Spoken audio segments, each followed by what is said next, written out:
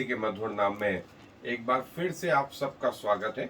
और जैसा कि हम प्रभु के राज्य के विषय में देख रहे हैं, और प्रभु के राज्य में हम अपनी सोच के अनुसार, पृथ्वी की सोच के अनुसार उसको जो है जज करते हैं, उसको उसको उसका ज्ञान प्राप्त करने की कोशिश करते हैं, जबकि वो हमारी समझ के बाहर है, हमारी सोच के बाहर है।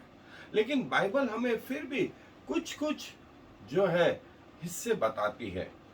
और जैसा पौलुस कहता है कि एक दिन हम खुद जाएंगे और वो जगह देखेंगे। प्रभु यीशु मसीह जो है लूका रचित सुसमाचार उसके 22वें अध्याय और 29 और 30 आयत में मैं आपके लिए ये आयत पढ़ रहा हूं। लूका रचित सुसमाचार का 22वां अध्याय 29 और 30 आयत। वहां लिखा है, और जैसे मेरे पिता ने मेरे लिए एक राज्य ठहराया है, वैसे मैं भी तुम्हारे लिए ठहराता हूं, ताकि तुम मेरे राज्य में मेरी मेज पर खाओ पियो, वरन सिंहासनों पर बैठकर इज़राइल के 12 गोत्रों का न्याय करो।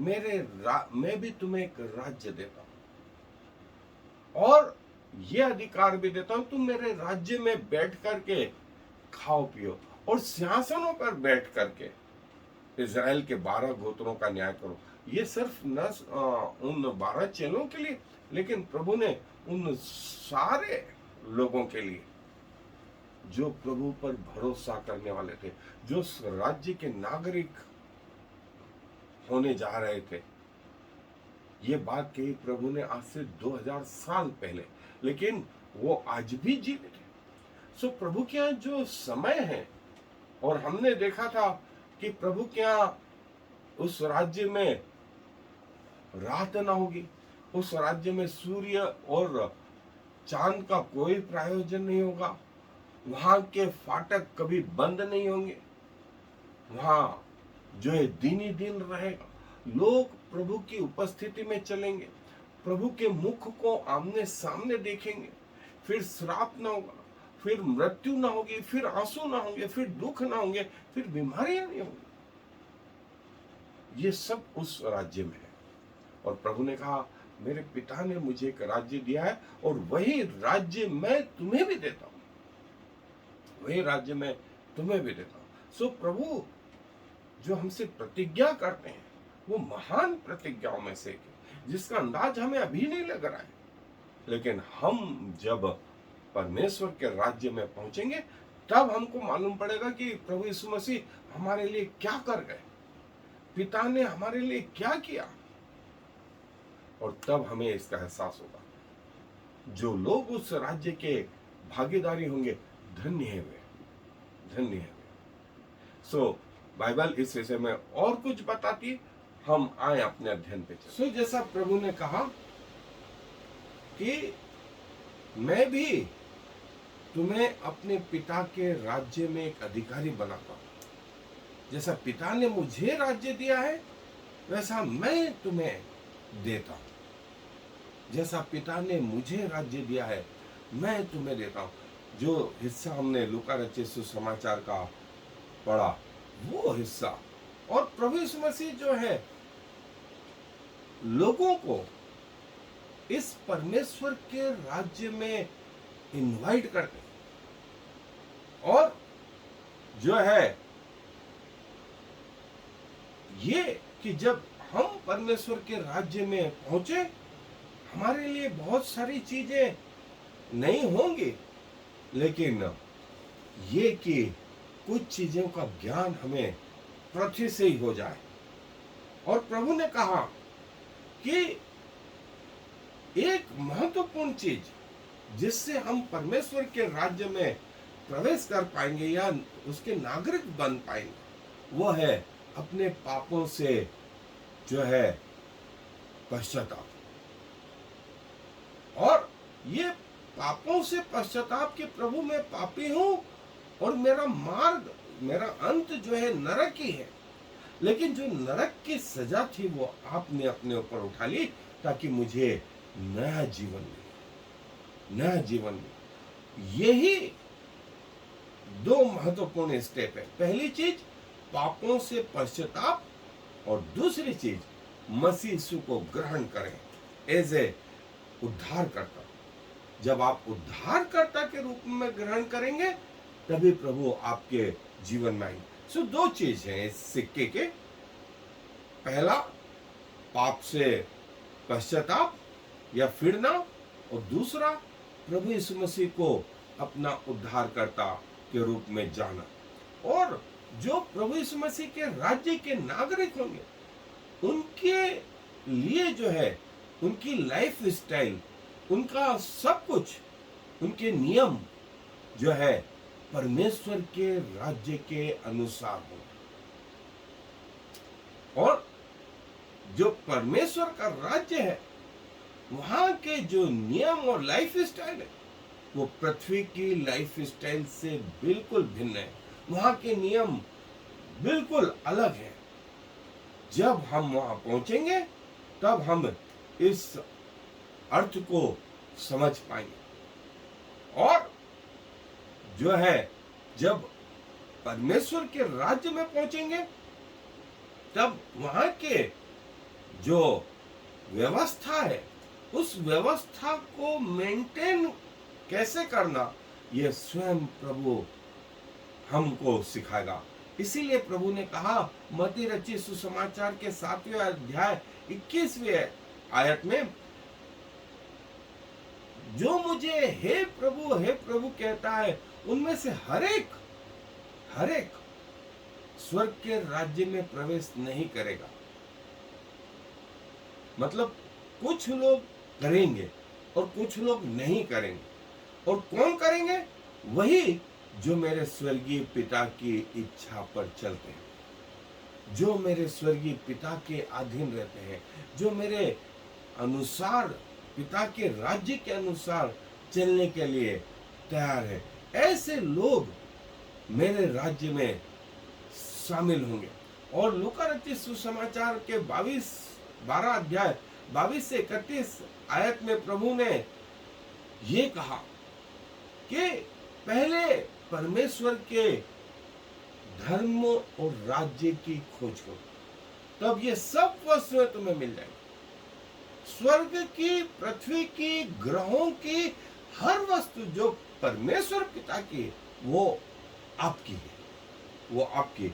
सो पृथ्वी पर सिर्फ एक चीज नहीं जो आप आंखों से देख रहे हैं, आपके मन के विचार भी जहां तक जा रहे हैं वो भी नहीं, उसके पार हर चीज जो पिता की है वो आपकी रहेगी, क्योंकि आप उसके वारिस रहेंगे। और इसीलिए जरूरी है कि हमें परमेश्वर के राज्य के फल लगे। और फल जो है हमें इस पृथ्वी पर परमेश्वर ने राजदूत बनाया, स्वर्ग का प्रतिनिधित्व बनाया। इसीलिए स्वर्ग के राज्य को पृथ्वी पर जो रिप्रेजेंट कर रहा है वो कोई और नहीं, वे उसके राजदूत। और कौन राजदूत? हम जिन्होंने परमेश्वर पर भरोसा करा। तुम राजदूत हो। सो एक एम्बेसडर, अंग्रेजी में आया एम्बेसडर, एक राजदूत का खर्चा जो है वो उसके देश की सरकार उठाती है। हमारा पृथ्वी का खर्चा, हमारे परिवार का खर्चा, बच्चों की शिक्षा, टेलीफोन का बिल, इलेक्ट्रिसिटी का बिल, हमारे गाड़ियों का बिल, हमारे पेट्रोल का बिल, हमारे सेवकों का बिल, हमारे स्टाफ का बिल, ये सब कौन पेड करेगा? हमारा देश पेड करेगा। यदि हम पृथ्वी पर परमेश्वर के राजदूत हैं तो पृथ्वी पर आपके खर्चे कौन उठाएगा? स्वर्गीय पिता जो है आपके सारे खर्चे उठाएगा और आप उसके प्रतिनिधित्व हैं। और जिस चट्टान पर आपका राज्य है, परमेश्वर का राज्य, वो चट्टान कोई और नहीं, वो स्वयं प्रभु यीशु मसीह, वो स्वयं प्रभु यीशु मसीह, जिसको शास्त्रियों ने, जिसको पढ़े लिखे लोगों ने, जिसको धनवान लोगों ने जो है रिजेक्ट कर दिया, तुच्छ समझा, परमेश्वर ने उसको महान बना। हो सकता है कि लोग आपको तुच्छ समझे, छोटा समझे, पृथ्वी के मापदंड के अनुसार, लेकिन परमेश्वर के मापदंड के अनुसार आप एक महत्वपूर्ण पत्थर है। और जैसे मसीह यीशु को लोगों ने तुच्छ जाना, तो परमेश्वर ने उसे अपने इस राज्य का कॉर्नर स्टोन, जो सबसे महत्वपूर्ण पत्थर था, वो बना दिया। परखने वालों ने, राजमिस्त्रियों से गलती हो गई।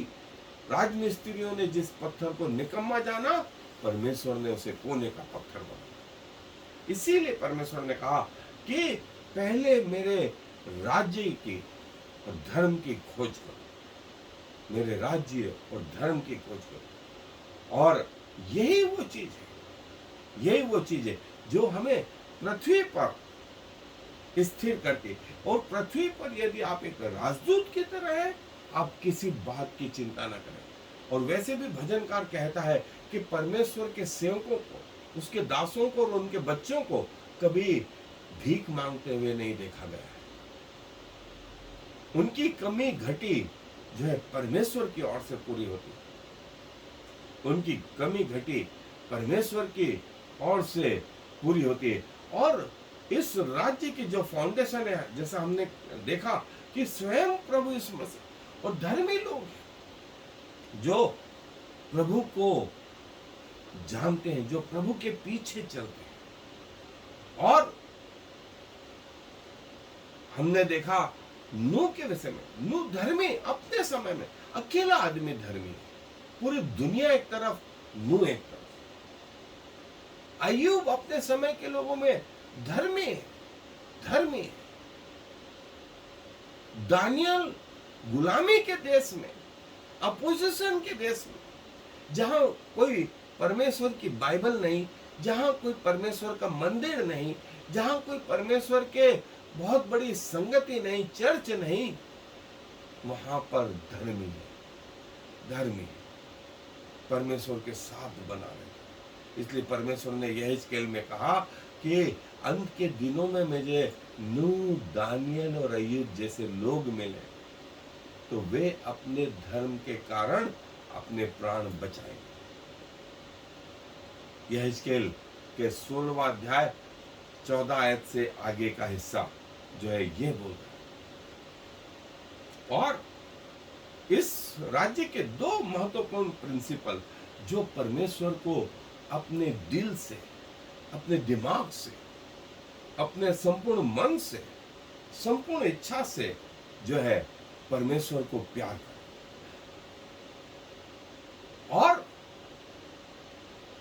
जब तक पृथ्वी पर है, बनते कोशिश कोई भी आपका दुश्मन न हो, सब लोगों को आप अपनी तरह प्यार करें, सब लोगों को आप अपनी तरह प्यार करें। ये जनरल प्रिंसिपल है परमेश्वर के राज्य के।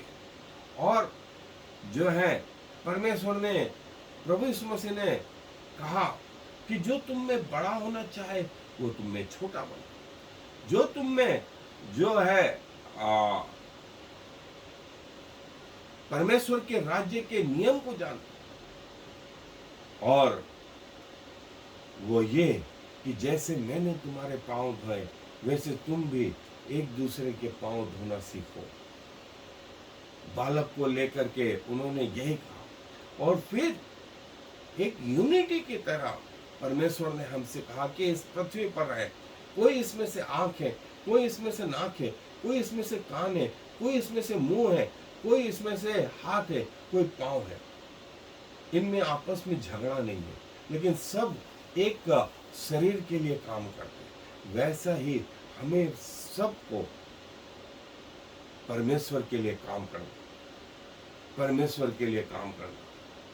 और परमेश्वर के लोगों में ये यूनिटी है। और परमेश्वर के लोगों का शैतान के राज्य के साथ कोई समझौता नहीं। जैसा प्रभु यीशु मसीह ने कहा कि बाल-जबूल की सहायता से यदि मैं दुष्ट आत्माओं को निकालता हूं, तो तुम्हारे लोग किससे निकालते?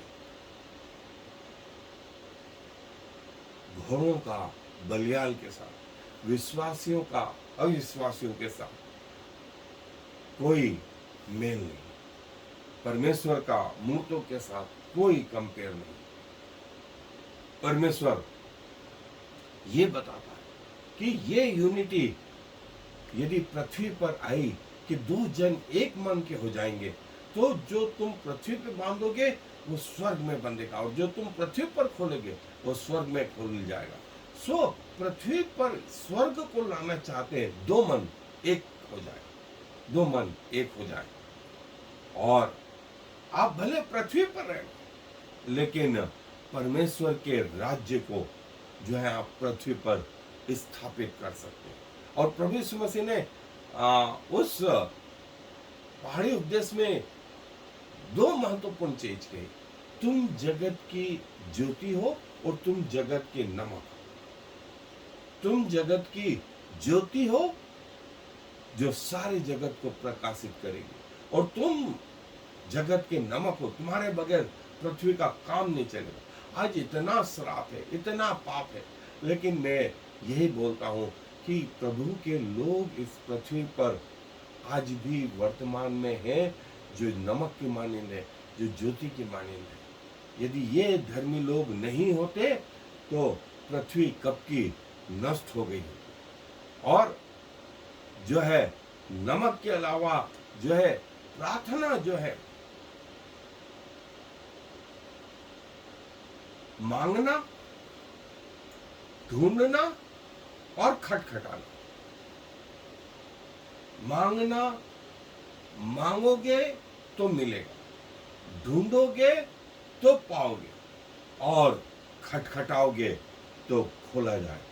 ये प्रार्थना के प्रिंसिपल है।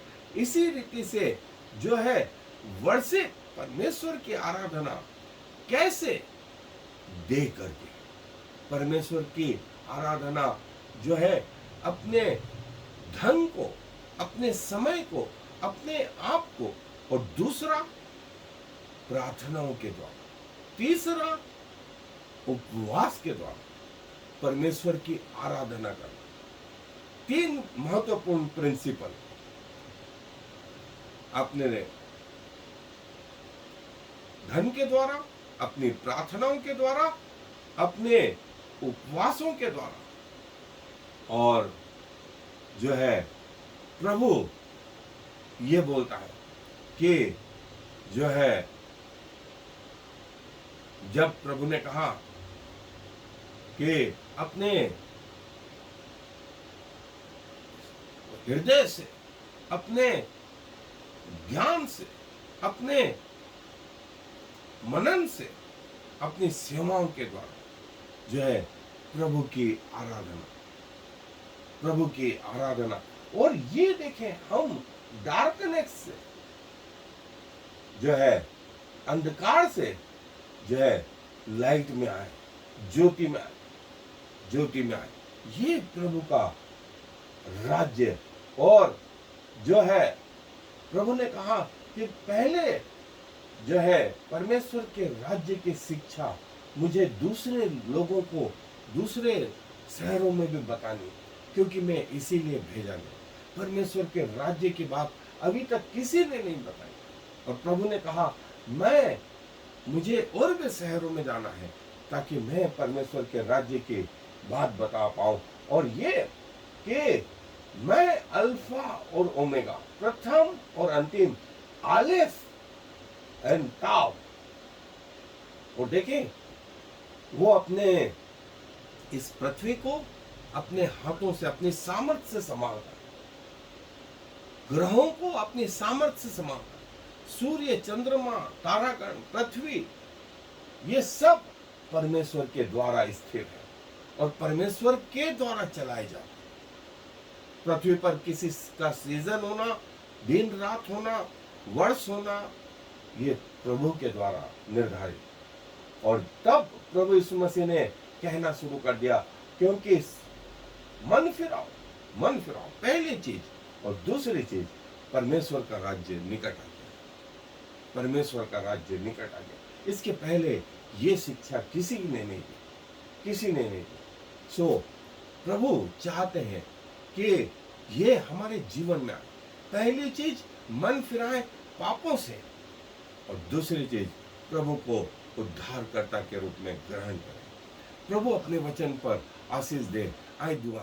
प्रभु जी धन्यवाद देते हैं कि आप जो है हमें अपने राज्य के अधिकारी वारिस बनाना चाहते हैं, और जब तक हम पृथ्वी पर हैं आप कहते हैं कि तुम मेरे राजदूत हो, तुम राज से घराने के लोग हो। सो प्रभु क्या कहें, हम अपने जीवन में झांक करके देखते हैं तो पाते हैं प्रभु खोखले से हैं और पानी के बुलबुलों के समान है, गंदी नाली में पड़े हुए कीड़ों के समान है, जिनमें कोई योग्यता नहीं, कोई एबिलिटी नहीं, कोई पवित्रता नहीं, कोई सिद्धता नहीं। अशुद्ध होठ वाले मनुष्य अशुद्ध होठ वाले लोगों के बीच में रहते हैं, अशुद्धता का जीवन है, सोच भी वैसी है प्रभु। लेकिन इन सब के बावजूद आपने हमसे प्रेम किया और उस क्रूस पर अपना प्राण दिया कि हमारे अपराध धोए जाए। और प्रभु इसके गवाह हम सब हैं जो इस पृथ्वी पर पाए जाते हैं। सो आप चाहते हैं कि आपका राज्य पृथ्वी से आरंभ हो और स्वर्ग तक पहुंचे। हमारे जीते जी पृथ्वी के जीवन में हम इस राज्य को महसूस कर सकें, और जब मृत्यु के बाद आपके उस स्थानों में आए वहां अनंत काल का राज्य जी सके। धन्यवाद प्रभु, आप हमारी प्रार्थनाओं को सुनते हैं, हमारी ओर अपनी आंखें लगाते हैं, हमारे मन को जानते हैं। प्रभु अपने आप को आपको समर्पित करते हैं।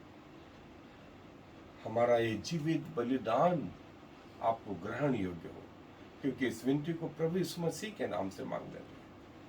आमीन और फिर आमीन।